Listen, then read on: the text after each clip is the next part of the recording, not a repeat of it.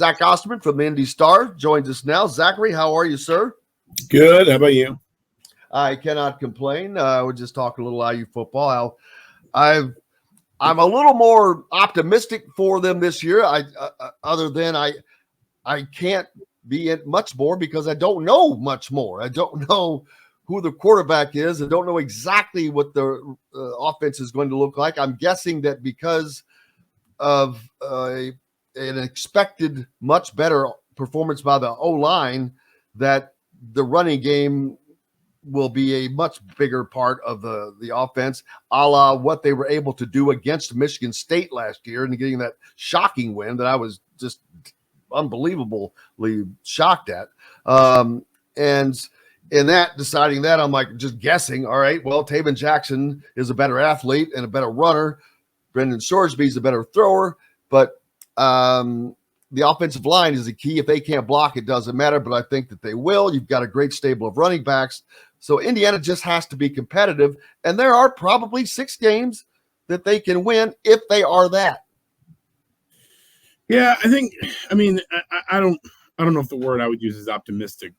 I do think I'm probably a little more bullish than I was at the beginning of fall camp with this team and this offense. And I mean, part of that is just kind of the sense that I wanted to see this team before I had a sort of firmed up, I guess, certain opinions. Yeah. I think the thing about that run game is, especially if we see some of the option concepts that Indiana really started kind of layering in with Dexter Williams. You talk about the Michigan State game, certainly the Purdue game before he got hurt. If that becomes a more kind of consistent thing, even if Taven Jackson or Brendan Shoresby is the quarterback, and I think both of those guys are athletic enough to do some of it, you can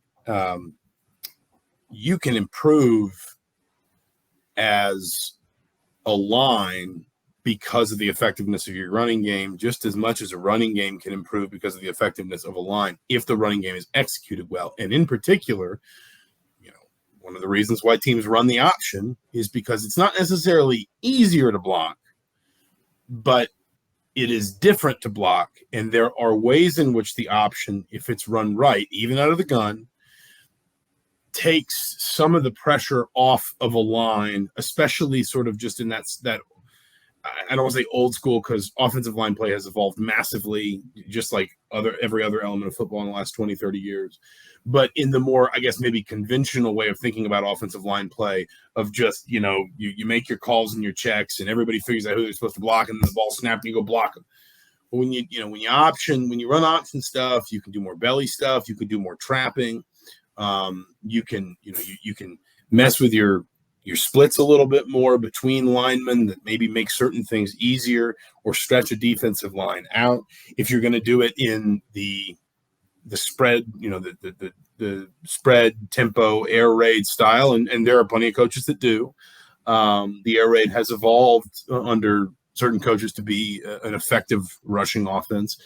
Then you're going to deal with a lot of situations where you're dealing with an unloaded tackle box. You're dealing with maybe 6v6, 5v5, that kind of thing inside the tackle box in terms of players to block. And so those two things can go hand in hand is kind of what I'm trying to say of if the running game can be effectively sort of marshaled and managed, and Bob Bostad and Walt Bell can really kind of mesh together and get that going, then that can improve your offensive line. That can make life a little bit easier for your offensive line. And then suddenly, if you are running the ball better, then you're going to be able to, run things like play action a little bit more. You're going to start getting single coverage more. And when you start getting, this is true of, just about any passing offense, but when you start getting single coverage against the air raid is when you start eating. The air raid is built like one of the oldest kind of philosophies of the air raid is that if a wide receiver is covered one-on-one, he might as well be open. Because of the way that you coach him and the way that you coach your quarterback to sort of spot those moments. So I guess the short version of this is I do think Indiana's better on the offensive line this year. I do think that running game looks intriguing. And if those two things can dovetail to Indiana having an effective rushing attack for the first time in a while, then I think we could see, just all boats rise on that offense. Absolutely. I think injuries will be always a factor, of course. in that. But I'm like, at first I was like, nothing. I expect nothing different than last year. But now, as time has gone on, I'm just like you said, I've gained a little confidence in what I think they can do over these last couple of weeks. And you've got new coaches in there, a new offense, not a new offense, but new coaches on the defensive side. And Tom Allen now pulled back from offense and defense. And it's going to be interesting to see him do that, for one, but to see what the defense is going to be like, because I know they've got Aaron Casey in the middle and they've got a lot of transfers in the defensive backfield. But I probably know less about this defensive unit this year than I have in the last several years. Yeah, I mean, I think the personnel side of that is obviously fair. I do think the other piece of this, and I said this to somebody yesterday, we've never really gotten this, like, Tom Allen has turned over the defense twice before now to someone else. It worked with Kane Womack, and obviously it didn't work quite so well with Charlton Warren. I think it's lazy to say it only worked with Kane Womack because of their time together before they came to Indiana. They coached on the same staff. Obviously, Tom learned his defense from Dave Womack, Kane's father. And Charlton Warren had to deal with, if we go point by point through that 2021 season, that defense kind of disintegrated on him. Guys were just getting hurt. You think about some of the biggest, other than Micah McFadden, some of the more important playmakers on that defense. Tywan Mullen was never really effective that year. Devon Matthews, and even guys like Jalen Williams, who we found out later was playing with broken ribs and was basically just telling his coaches, we don't have anybody else, and I'm going to deal with the pain and play because it's the best we can do. But what we've never really gotten sort of an adequate explanation on, to maybe be able to gauge, and maybe we never will, maybe Tom Allen will never give it to us, but to be able to gauge sort of, why it works when it works and why it doesn't when it doesn't, is essentially where the lines are drawn in Tom Allen saying it's your defense, it has to meet these certain parameters, but you get it almost like, Tom Allen is the builder and he's selling someone a home, and he says, this is the floor plan, this is where the studs are going to be, this is where the supports are going to be, and the struts and all that. But you get to decide which room's the family room and which room's the dining room and how big you want your kitchen. And, if you want a kitchen island or you want an open concept, you get to put all the fixtures in. You get to, customize it. We've never really, and again, I think Tom Allen probably doesn't want to share that, and I understand why. But we've never really gotten a firm answer on kind of like what is sort of non-negotiable for Tom Allen and what is kind of up to the coordinator that he turns it over to. And as you said, personnel clouds a lot of that. We need to figure out where a lot of these guys are going to fit. I think we do have some more answers. I think you can start to flesh out a corner rotation that includes a Jameer Johnson, a James Mons, a Jamari Sharp, and some others. I think, we've seen some good moments from linebackers like Jacob Manga-Farrar, Matt Holt, who was just put on scholarship yesterday as a walk-on. I do think Indiana is, if it stays healthy, going to be noticeably better along the defensive line this season, like just bigger bodies, more athletic bodies, some really good-looking freshmen and transfers, or if not freshmen, let's say like redshirt freshmen, sophomores, that kind of thing. But then there's also this sort of lingering question of what does Matt Guerreri do with the defense? What's he allowed to do? How far can he go? And what are his sort of ultimate aims? And so that's kind of the other piece of that defense that we're always kind of turning over. And it's, it's funny because when you think of coaches that bring their own offense, a lot of them, not all of them, but a lot of them tend to call that offense. Ryan Day calls his own plays. Paul Johnson, when he ran the triple option at Georgia Tech, Jimbo Fisher. What? Yeah, I'm thinking about even someone like Kevin Wilson, who I think at times turned over play calling duties, but still held. When Tom Allen says, "I'm not overruling you on game day," I'm hands off in that regard. I'm not totally sure Kevin didn't every once in a while be like, nope, we're doing this. Like just in the moment say, no, we're doing this instead. And I think there were actually times where Kevin was just calling all the plays. Coaches with a defensive background, it doesn't always feel like it's quite the same thing. And it feels like, that they want to get away from that. And I sort of understand why. But you're always, and I think people ask Ryan Walters about this too, you're always kind of stuck in this mode of, well, but it is your defense and you want some things to stay. You want some things to be consistent.